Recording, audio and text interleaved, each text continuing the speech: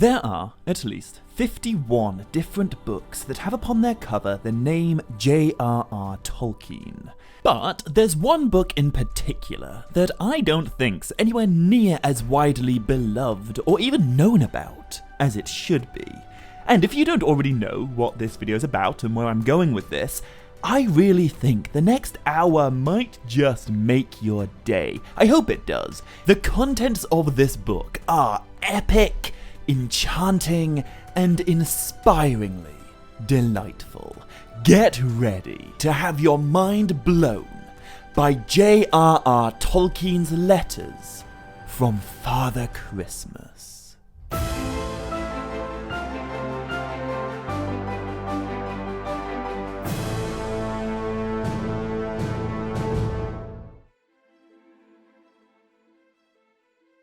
In the year 1920, in the first house on Alfred Street, in Oxford, in England, there lived a boy called John.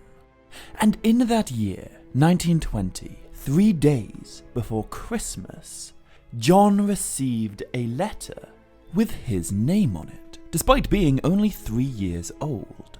The envelope bore a stamp from the North Pole and a return address, Christmas House, the top of the world. Little John, very carefully, I imagine, opened the beautifully painted letter, and he asked his father to help him read the shivering handwriting and the word signed at the bottom, "From your loving Father Christmas." And the most amazing thing of all, only a few days earlier, John had been asking his father all about this Father Christmas. What was he like? Where does he live? Does he have many friends? So, next Christmas, John responded with a letter of his own, which he posted off to his loving Father Christmas, Christmas House, North Pole, top of the world.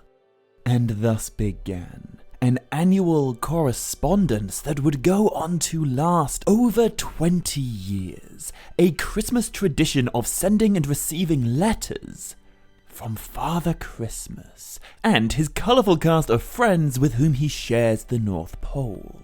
The letters contain stories of adventure and whimsy, but also epic battles of elves and goblins, all exquisitely crafted and illustrated and addressed for the 4 children of the Tolkien family, the children of Professor JRR.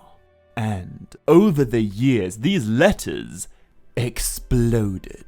They grew with the children, Christmas by Christmas, until the world of Father Christmas and his colourful friends became something truly extraordinary.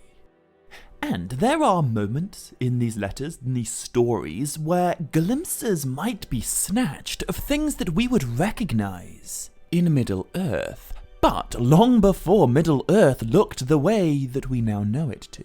These are echoes of a legendarium that was also growing over these 20+ years, evolving with Tolkien and his family.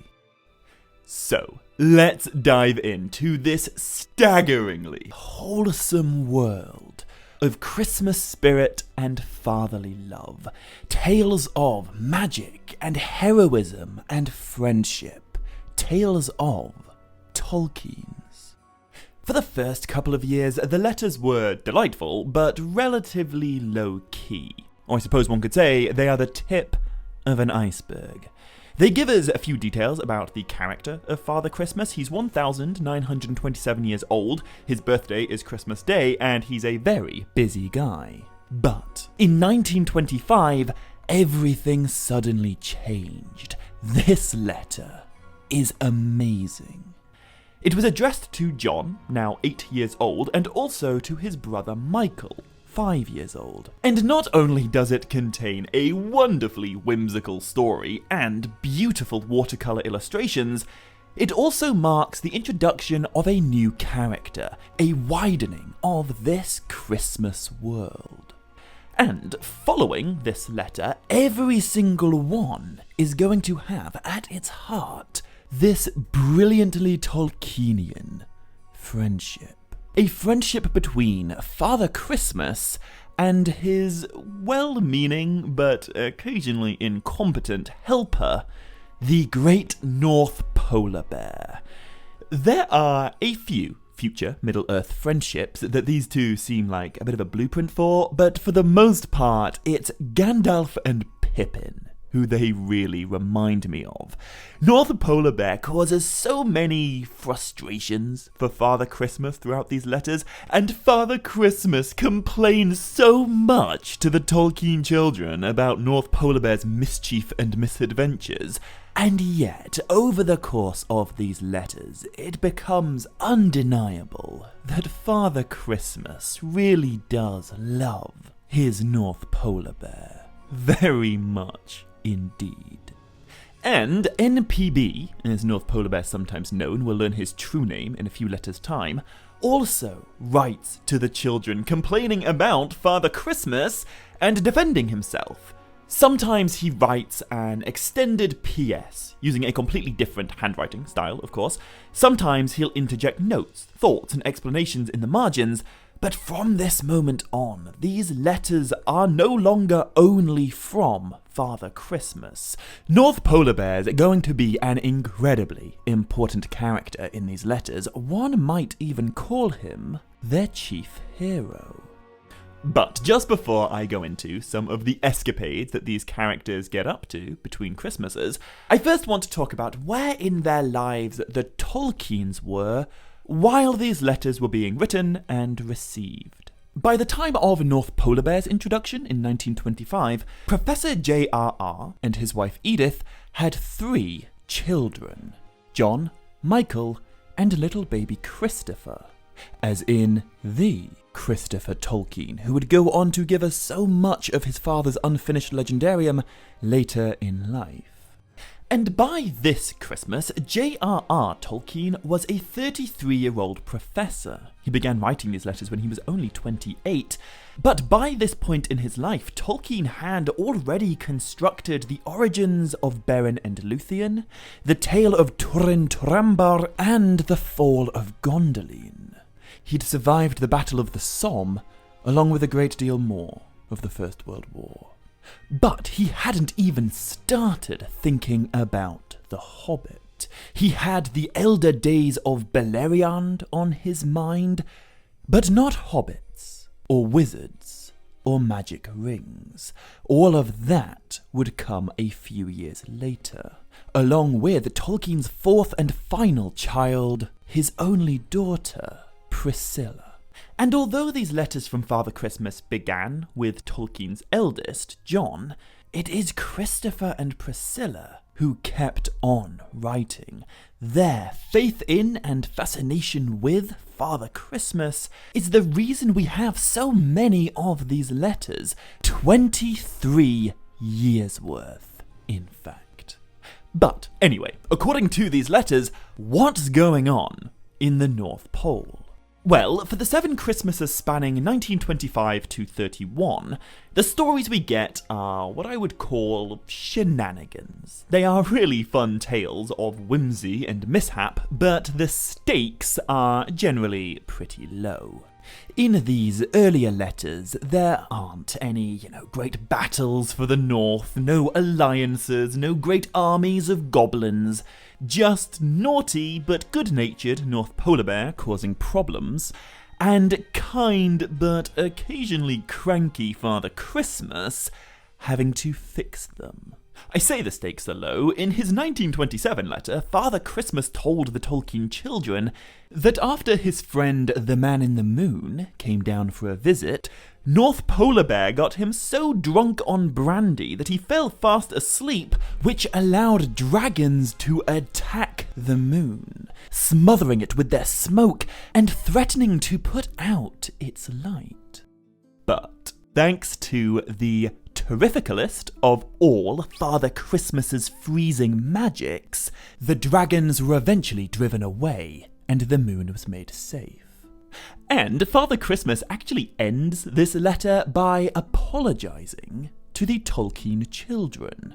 After all, his freezing magics are the reason why it had been so cold all that winter. But he assures them it was a necessary spell to drive away the dragons. The year before, he told an even more charming story of the biggest bang in the world, and of North Polar Bear's greatest blunder yet. You see, he snuck into Father Christmas's secret cellar, and there he found, and then ignited, the most monstrous firework there ever has been. It turned the North Pole black and shook all the stars out of place. And that's not even it. Then North Polar Bear set off every one of the Rory Borealis fireworks, turning on all the northern lights for 2 years in one go. Father Christmas tells the children, "You have never heard or seen anything like it. I have tried to draw a picture, but you can't paint fizzing light, can you?" Year after year, there came letter after letter telling story after story about the great North Polar Bear and the problems he causes for Father Christmas. In 1925, he tried climbing the North Pole, which is an actual pole, apparently, but it broke, and he ended up falling on, and then subsequently destroying, Christmas House. In 1928, he fell down the stairs and broke all the presents. In 1929, he allowed an awful gale to mess up the workshop, and in 1930, he caught whooping cough. But I think the main point of these earlier letters was all to do with what we'd call, in modern terms, world building, establishing the feel of the North Pole and all the characters that inhabit it. Almost every Christmas, new characters are introduced, and many of them will go on to be recurring features in future letters. In addition to the Man in the Moon, who I've already mentioned, there are also North Polar Bear's naughty nephews, the polar bear cubs Puxu and Valkatuka, which mean respectively fat and white hair in Finnish. But there are also much more mysterious figures, relations of Father Christmas's, who share the North Pole with him. Firstly, there's Father Christmas's father, Grandfather Yule, and secondly, there is the very enigmatic Green Brother of Father Christmas, who I would suggest exists in these letters simply as a way of explaining to the children why it is that in lots of pre-Victorian imagery, Father Christmas is often portrayed as wearing green. And we're also introduced to the snow elves and snowmen that inhabit the North Pole. Not like snowmen, although there is also a living snowman who does appear in these letters, but as in like snowmen. Men of the snow, the only mortal people who live close to Father Christmas. And among the snow elves, we are told about the red elves of the North Pole, as well as their kin, the green elves. But definitely my favourite of the world-building letters is the first letter to be written entirely by North Polar Bear. The letter in which he reveals to the Tolkien children his true name, Kahu, which is simply the Finnish word for bear.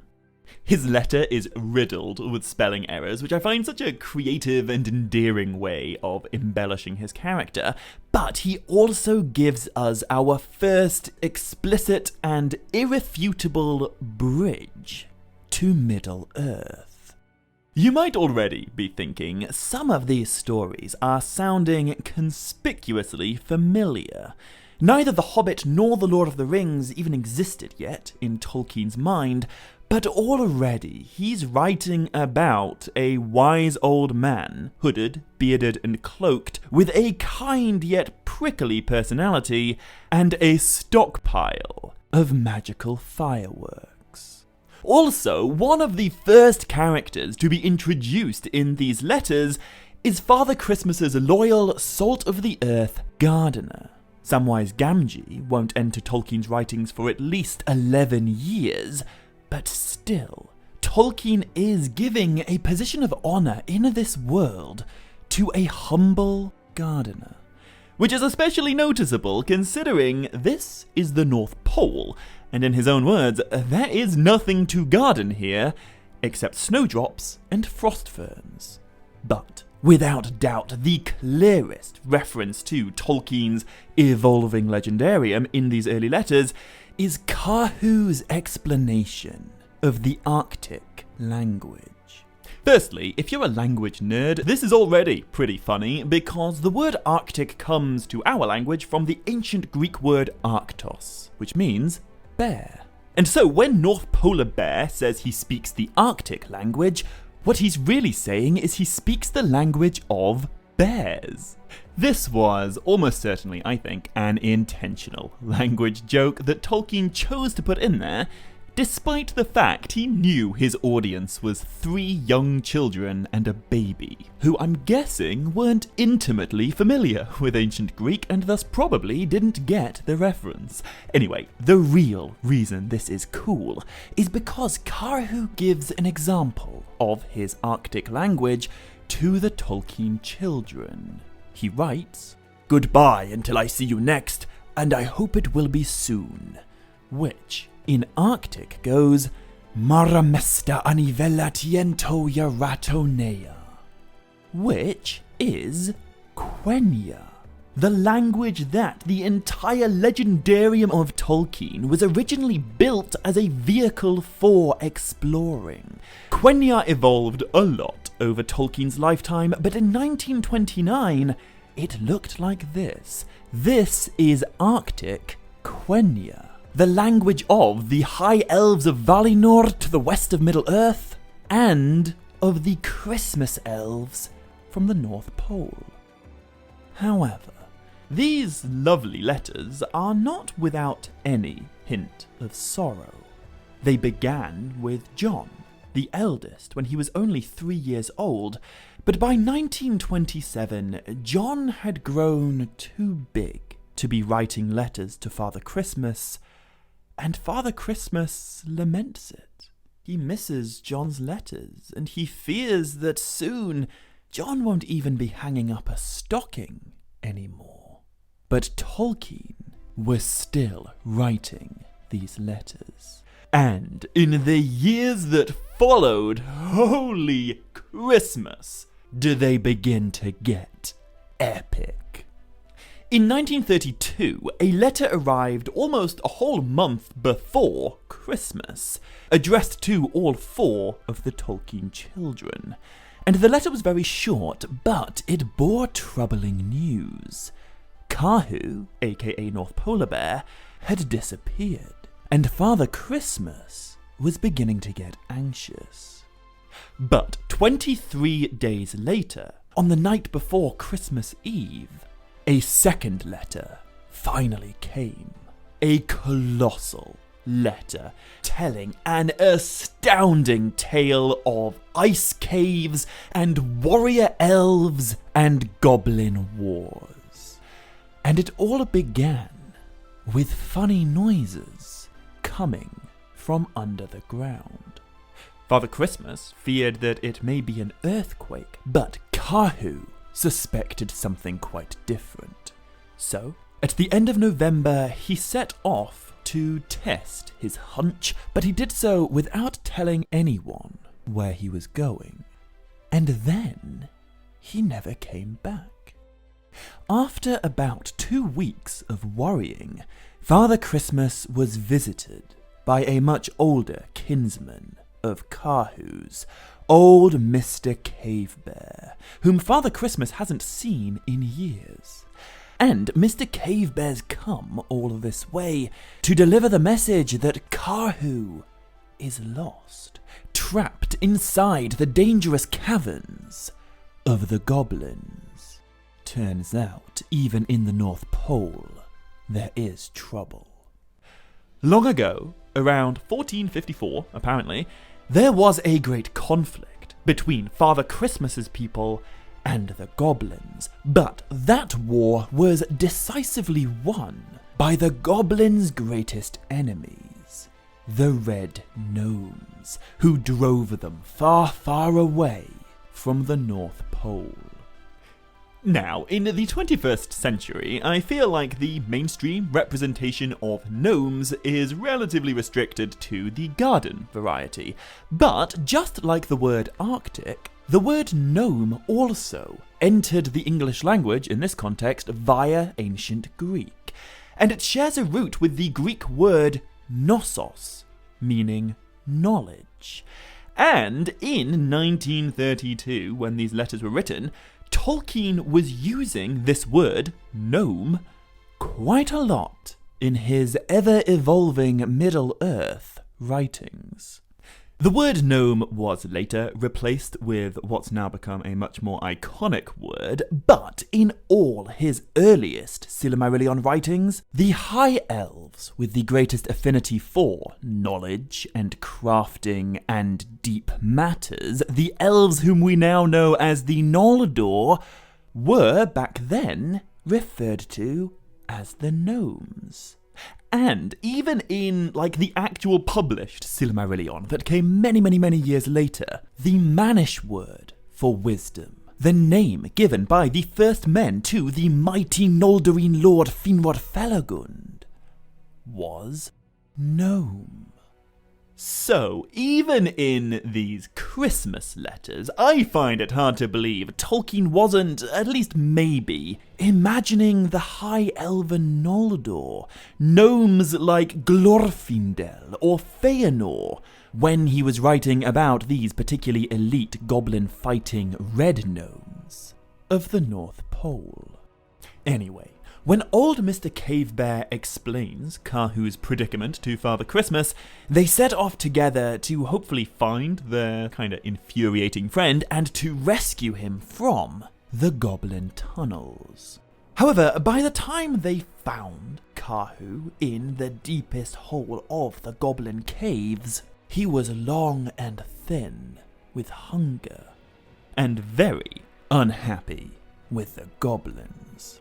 But then Father Christmas pulled out a light, and he illuminated the great ice cave.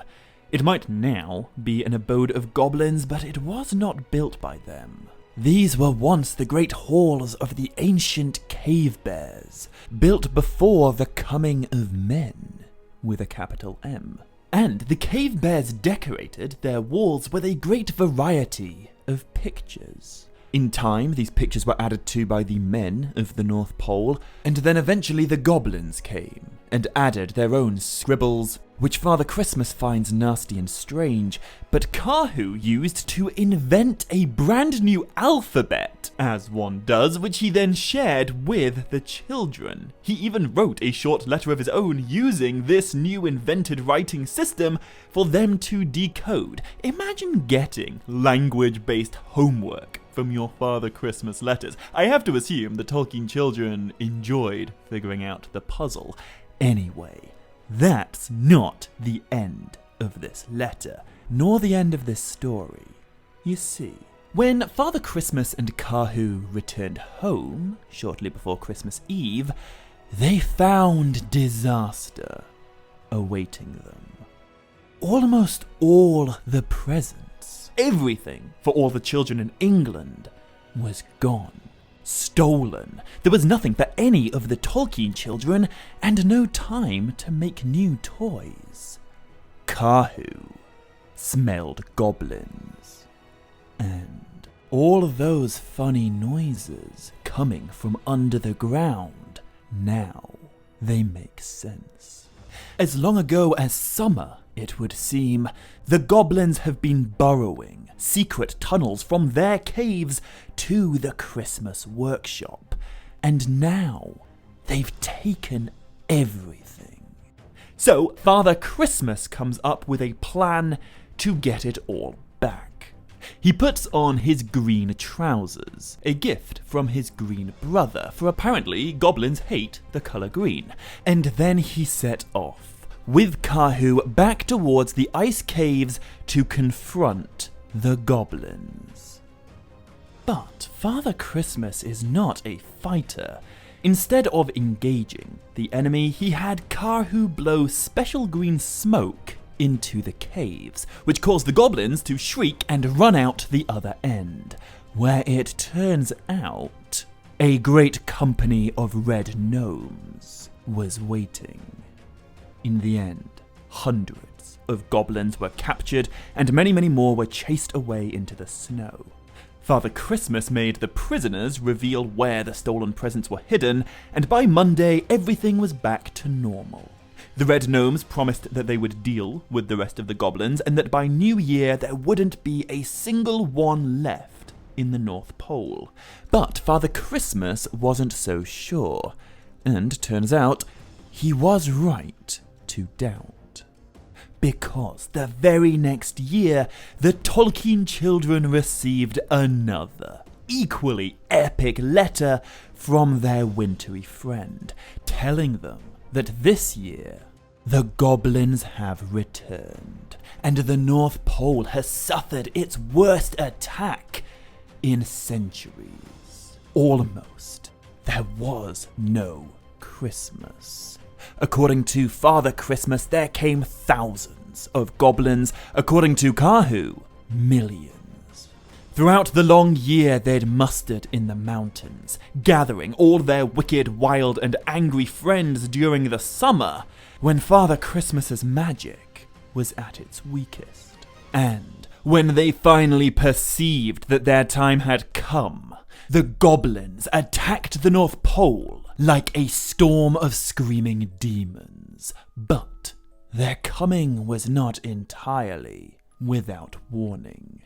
For Karhu the North Polar Bear once again smelt their nasty smells. And in the words of Father Christmas, who doesn't always have the nicest things to say about his polar helper, this time, Karhu absolutely saved Christmas. One night, around the 21st of November, which is Christopher Tolkien's birthday, by the way, Father Christmas awoke to the sound of squealing and spluttering. Then he smelled that nasty smell. Then he saw a goblin face at his window, which is particularly troubling because in earlier letters we were told this bedroom is high up above the cliff. So this isn't any old goblin peering in. It's one of the bat-riding goblins, whom Father Christmas has not seen since the Goblin War of 1453.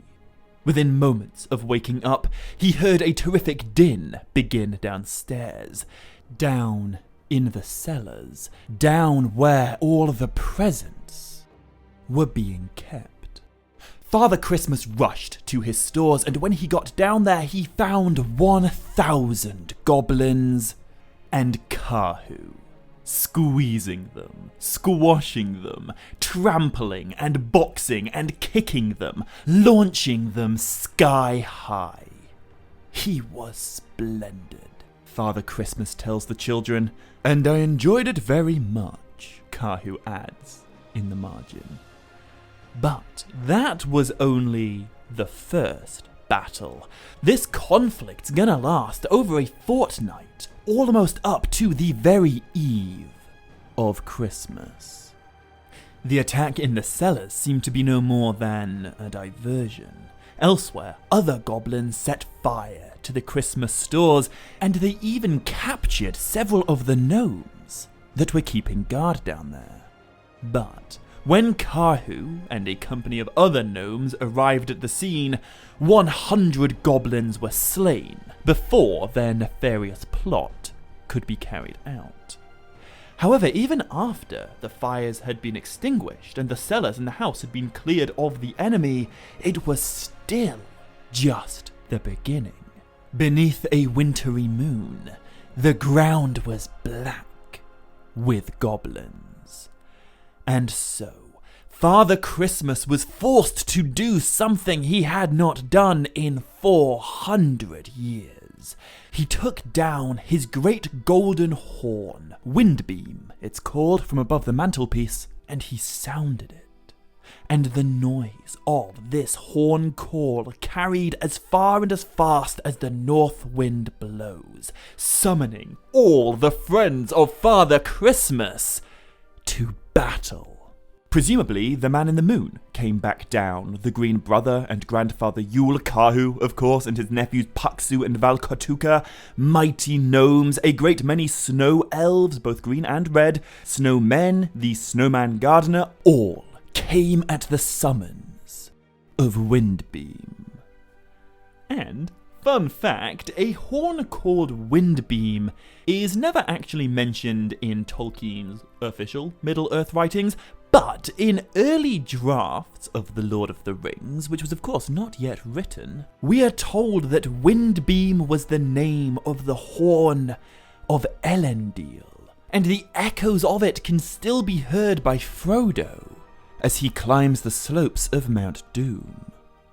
In later Christmas letters, we are told the elves and gnomes of the north fight with magic sparkler spears, but although the friends of Father Christmas were all gathered, still, the goblins attacked. Every night, they set fires in the stores, and there were several battles in which the Tolkien children are told, "I am afraid quite a lot of my dear elves got hurt." I don't know if it's a coincidence that this Christmas letter about war and destruction was written in the same year that Adolf Hitler became the Chancellor of Germany, but it was earlier in this year that happened. Anyway, in the end, the war was won, just in time for Christmas. After a great many battles and the capture of the reindeer, Kahu and a company of gnomes, and perhaps also Paksu and Valkotuka, charged out. They rescued the reindeer and they settled things with the goblins, hopefully. Although we'll find out in future letters, not actually forever. I know that generally Tolkien's writings are world famous for containing so many wonderful friendships, and if I start naming them now, I'm never going to finish this video, but I really do think, despite not living in Middle-earth, the friendship between Father Christmas and his North Polar Bear is up there with some of the loveliest. They don't always get on, they're kind of like an old married couple at times, but when push comes to shove, when it matters, they have so much love for each other. Kahu fights fiercely for Father Christmas, and despite the quippy nature of their letters, Father Christmas clearly has an immense fondness for Kahu. Anyway, with the War for the North won, and the goblins chased away, the next 5 years of Christmas letters evolved again, away from epic narratives and focusing more on the Tolkien children and their lives between Christmases. For example, going to new schools and moving to a new house. And of course, with each Christmas that comes, time moves on. By 1937, John, the 3-year-old for whom this whole thing began, was now 20. Michael was 18, even Christopher was getting a little too old to be writing to Father Christmas at 13. But dear Priscilla, she was only 8, and she still had a good few years' worth of letters left to write. But also, Tolkien's life was changing and evolving alongside his family's. In 1924, The Adventures of Tom Bombadil was published. In 1936, the notion of Numenor formed within Middle-earth's conception. And the next year, 1937, The Hobbit was finally published, and then immediately met with overwhelmingly favourable reviews. Tolkien's career as a fiction author was taking off in a big way, and because of it, there came immediate demands for a sequel, a story about the successor of Bilbo Baggins and his quest to lose a magical ring. At around the same time this next batch of letters were being written, the germ of the Lord of the Rings was beginning to grow. But don't let that fool you into thinking these letters between 1934 and 1938 are in any way less ambitious. They're not. every single one of these later letters demonstrates a mind-blowing and, frankly, truly insane amount of work that went into them. And first thing to say, in 1936 we are introduced to our third and final main character, our third writer of letters, a wise and greatly respected elf called Ilbereth, which you probably don't need me to tell you sounds a lot like Elbereth, the elvish word in Middle-earth for Varda, the star kindler, the lady of light. Anyway, of course, with Ilbereth comes an entirely new handwriting style, and a new personality, and a new type of drawings. But that's not even close to the most creative part of these letters. In 1938, Father Christmas wrote for Priscilla a fantastic rhyming poem that goes on and on and on and on, and includes criticism from Kahu and additions from Ilbereth and all sorts of wonderful details. And it keeps on going. I certainly can't read much of it in this video, but it begins with Father Christmas trying to rhyme the word Priscilla with pillow, which is immediately called out by Kahu as a bad rhyme.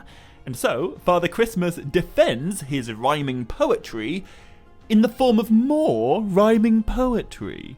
The English language has no rhyme to Father Christmas, that's why I'm not very good at making verses, but what I find a good deal worse is that girls' and boys' names won't rhyme either, and bother either won't rhyme neither, so please forgive me, dear Priscilla, if I pretend you rhyme with pillow. And then, pages later, the goblins, you'll be glad to hear, have not been seen at all this year, not near the pole, but I am told they're moving south and getting bold, and coming back to many lands, and making with their wicked hands new mines and caves, but do not fear, they'll hide away when I appear. There's a whole load more to it, but it ends with Ilbereth and Kahu competing with each other via their own rhyming poetry, and the whole thing really expands on the characterization of these three narrators. In some ways, I think Ilbereth and Kahu remind me a little bit of like Legolas and Gimli before their friendship really begins in Lothlorien. They don't particularly like each other at the beginning, but they're stuck together, and they both have great respect for Gandalf, or in this case, Father Christmas. However, with these later letters, there also comes another tinge of sadness. By 1938, Christopher was no longer writing letters, and Father Christmas remarks on it. But he laments that even Christopher is now too big and busy with school to write letters to his friend in the north. By 1938, Priscilla was the last child left. And if you know anything about 20th century history, you will know that the following year, 1939, was a big one. Whilst John, now 22 years old, was studying abroad at a college in Rome, the Second World War began. And even in these charming letters from Father Christmas, the reality of that war can be felt. Goblins have been breeding again and multiplying all over the world, Father Christmas tells Priscilla, and things are very difficult this year owing to this horrible war. Many of my messengers have never come back. The following year, Father Christmas tells Priscilla that owing to this horrible war, so many children in so many countries are living far away from their homes. The ever-growing number of evacuees all across Europe is making the delivery of gifts very difficult indeed. And at present, so terribly many people have lost their homes or have left them, half the world seems to be in the wrong place. But at least Priscilla wasn't. she was at home with her family during this particularly dreadful year. However, both Michael and Christopher Tolkien did play quite active roles in the Second World War. Michael was awarded a George Medal for his service during the Battle of Britain, and in 1943 Christopher joined the Royal Air Force and was shipped to South Africa for his training, though I don't believe he ever saw any combat. And whilst all of that was happening, Professor JRR Tolkien was busy writing The Lord of the Rings. In the same year as the Battle of Stalingrad, he wrote The Battle at Helm's Deep and the final chapters of The Treason of Isengard. However, the following year, Tolkien's Middle-earth writings were interrupted indefinitely by his conflicting duties as a university professor and as an air raid warden. Yet, each and every Christmas, he still wrote a letter to Priscilla. And by 1940, there were signs in the North Pole that war was brewing again. The goblins had been gathering their strength and plotting their revenge. In fact, in 1940, Father Christmas told Priscilla that rumours were beginning to spread all around the frozen world, that Kahu and his nephews Paksu and Valkatuka had been blown up by goblins, and that Father Christmas had been captured. Fortunately, these rumours were unfounded, but they did make it all the way to the South Pole. When the penguin chieftains of that land heard this troubling story, they sent 50 of their fighters swimming all the way up to the North Pole, not to escape war, but to find it, to rescue Father Christmas, and to avenge the North Polar Bears. Turns out, in 1940, the aid of this penguin alliance proved unnecessary. But a last battle is coming. A last alliance, if you will, is going to have to form. Because next year, Father Christmas is going to tell Priscilla all about the final and greatest of the Goblin Wars for the North Pole. In the autumn, fighting broke out again, worse than it had been for centuries. There were several great battles of elves and goblins, and for a while, the house of Father Christmas was besieged by the enemy. During November, it seemed that all might be lost, and the great stores of Christmas presents would be looted, desecrated, or burned. It was feared that this year Christmas stockings all around the world would remain empty. But in the end, that calamity did not come to pass. Christmas was saved once again by Kahu, the North Polar Bear, although, according to Father Christmas, he took his sweet time doing so. You see, the goblins were well aware that the world had devolved into war, and they recognized an opportunity to take advantage. Just like the last time, they'd built great tunnels that they used to get from their caverns to the house of Father Christmas without being noticed. Until, suddenly, one night, thousands attacked. According to Kahu, it was hundreds of millions, although that is his favorite big number. Anyway, luckily, just like the goblins of Middle-earth, these goblins are known for being very, very loud. They cannot help yelling and beating on drums when they mean to fight, and so Father Christmas and his friends had just enough time to bar the gates and shut the doors. And thus began the long siege of the North Pole. Great hosts of goblins poured up the Reindeer Drive, and before long, the clifftop house of Father Christmas was surrounded. Once again, Father Christmas has no choice but to blow his golden horn windbeam. and to summon all his allies to battle. But the North Pole was attacked unawares. The snowmen and the polar bears and the red gnomes and the hundreds and hundreds of elves, they required 3 days to muster and to make ready for war, and so for 3 days the house of Father Christmas stood alone, but not undefended. Kahu, along with his nephews Paksu and Valkatuka, climbed up onto the roof of the house, and they brought with them rockets and fireworks galore, fighting to save Christmas. Until, eventually, all of the fireworks were spent.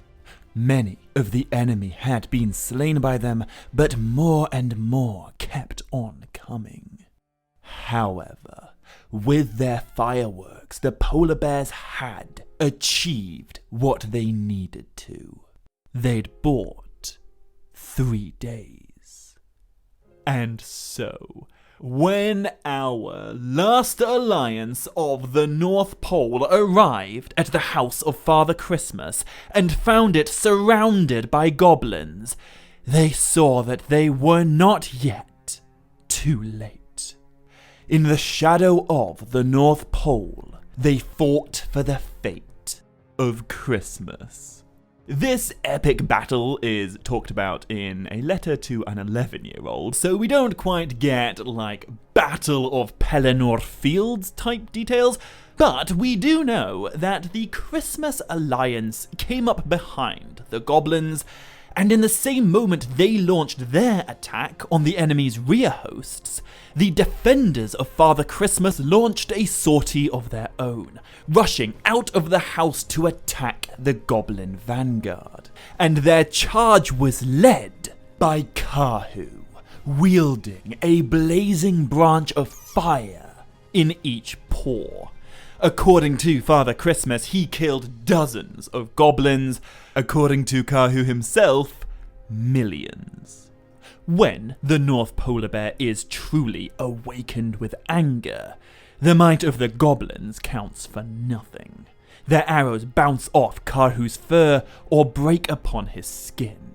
The enemy are now caught between hammer and anvil, between polar bears and red gnomes. But still, more goblins come. Hundreds and hundreds more companies, until there is a great battle upon the plain where the North Pole stands. And despite the strength of the Christmas Alliance, they are driven back to the edge of the cliff by the sheer numbers of goblins. So, Kahu and Paksu and Valkatuka come up with a plan. They creep out one night with all the gunpowder that they have left, all the supplies necessary for making new fireworks. 100 pounds of it, enough to blow up the entrance to the goblin tunnels. And so, that's what they do. They destroy the goblins' ability to swarm onto the battlefield.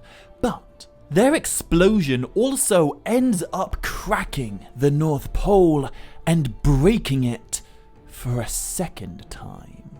But because of it, before long, the gnomes and the bears and the elves and the men, maybe the penguins, are all able to win the battle and to drive away the goblins once and for all. And, right, I'm aware these are Christmas letters from a father to his daughter, not intended to be read by anyone else outside of the family. But still, it seems Tolkien did give Kahu a wonderful little character arc 20 years in the making. In the early letters, Father Christmas complains about his well-intentioned but thoroughly mischievous and slightly incompetent North Polar Bear who broke the North Pole by trying to climb it, destroyed Christmas' house by falling on top of it, and made the North Pole black by setting off 2 years' worth of fireworks all at once, lighting the Rory Borealis lights when he knew he shouldn't have, because he thought it would be fun. And, in the end, Karhu breaks the North Pole again, and he causes another great explosion with fireworks, but this time it is to save the house of Father Christmas, and he does so by sacrificing all of the stuff for making fireworks and crackers for some years. Karhu chooses to forfeit his future mischief in order to win the battle and to save his friends. And, in the words of Father Christmas, Polar Bear is rather a hero. I hope he does not think so himself, to which we're told Karhu most certainly does, but of course he is a very magical animal, really. However, with that, we've now come to the last 2 letters. And it's hard not to read these letters without feeling that twinge of sorrow. By 1943, the Second World War had been going on a long time, and Priscilla was growing up, getting too old to be sending letters to the North Pole. In 1942, Father Christmas had to guess what present she wanted, for he had received no letter. It was the first year in 23 that not one of the Tolkien children wrote to their wintry friend.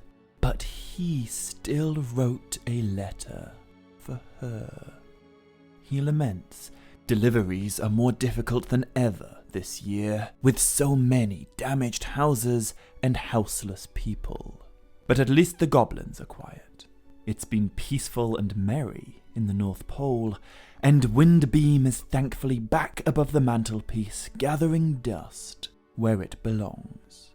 Next year, Father Christmas sent one more letter, but it would be the last. Priscilla was now 14 years old, John was 26, and their father was 51. He wrote to his dear Priscilla. He does still have a few little gifts for her, but after this, he shall have to say goodbye. For there are so many children hanging up their stockings for the first time, and Priscilla's hanging up hers for the last. But he shall never forget her. We always keep the numbers of our old friends and their letters, and later on we hope to come back when they are grown up and have houses and children of their own.